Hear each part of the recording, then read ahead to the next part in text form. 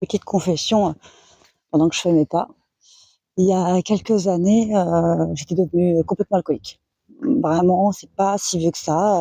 C'est pas arrivé du jour au lendemain, bien évidemment. J'ai toujours été une fêtarde. Ça a commencé, voilà, avec les copains, quand on est jeune, on boit un coup quand on se retrouve, ça et puis du jour au lendemain, on passe un petit cap en disant: «Tiens, on boirait bien un petit verre», donc après on est sur un petit verre, de temps en temps le soir, quand on rentre et puis les années passent et puis c'est plus un petit verre, c'est 2 petits verres et puis ça devient un peu plus qu'une fois de temps en temps. Et puis jusqu'au jour où on s'est pas rendu compte et puis le petit verre s'est transformé en bouteille complète, voilà, toute la soirée et tous les jours de la semaine.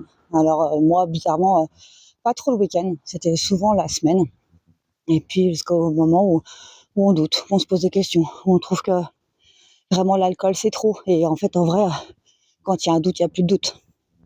Et on commence à s'inquiéter, mais malgré tout, on n'arrive pas à arrêter. On continue. C'était devenu un réflexe. Le premier truc que je faisais le soir en rentrant du boulot, c'est passer la porte, aller dans mon frigo chercher une bière, et puis m'enfermer dans mon garage en fumant des clopes et buvant des bières. Et ça, tous les soirs de la semaine. C'est pas une fierté, hein, en fait, je raconte pas ça parce que j'en suis fière, au contraire.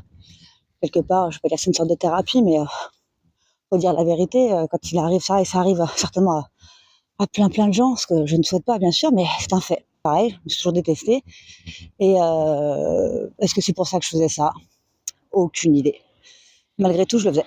J'ai appelé des organismes pour m'aider et sauf qu'on vous aide pas en fait. En vrai, on vous aide pas du tout, du tout. En fait, il y a un truc qui m'a fait un peu flipper aussi, c'est quand des sueurs froides la nuit.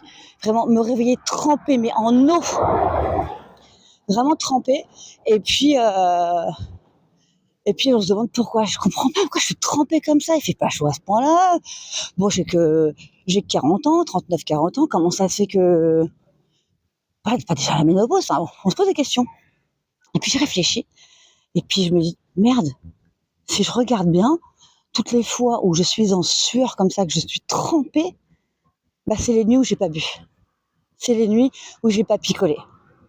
Donc en gros, mon corps me faisait des signaux, m'envoyait des signaux comme quoi j'étais en manque. En fait, je pense que c'était un symptôme de manque. Et ça m'a fait aussi un peu flipper. Hein. J'ai arrêté la clope. Et ça a été radical. Du jour où j'ai essayé et réussi d'arrêter de fumer, j'ai arrêté de boire tous les jours. Tous les jours. Je suis passée de boire tous les jours à reboire normalement comme je faisais avant, c'est-à-dire côté festif quand il y avait les copains. Voilà, donc c'est ma petite histoire que je vous partage. Après, dans le futur, j'espérerais pouvoir arrêter complètement de boire. Je veux dire, aujourd'hui, je me tolère. Je suis plutôt en accord avec moi-même. Donc en fait, je vois pas pourquoi je bois. Je pense que c'est un reste d'addiction, d'habitude, je sais pas. Et surtout qu'en plus je m'en veux le lendemain quand j'ai picolé parce que je me dis que j'ai pas besoin de ça. Bref, en tout cas, je voulais vous partager une petite partie de mon histoire. Donc soyez pas trop sévère avec moi. Dites-moi en commentaire ce que vous en pensez. Si quelqu'un vit la même chose. À plus. Bye.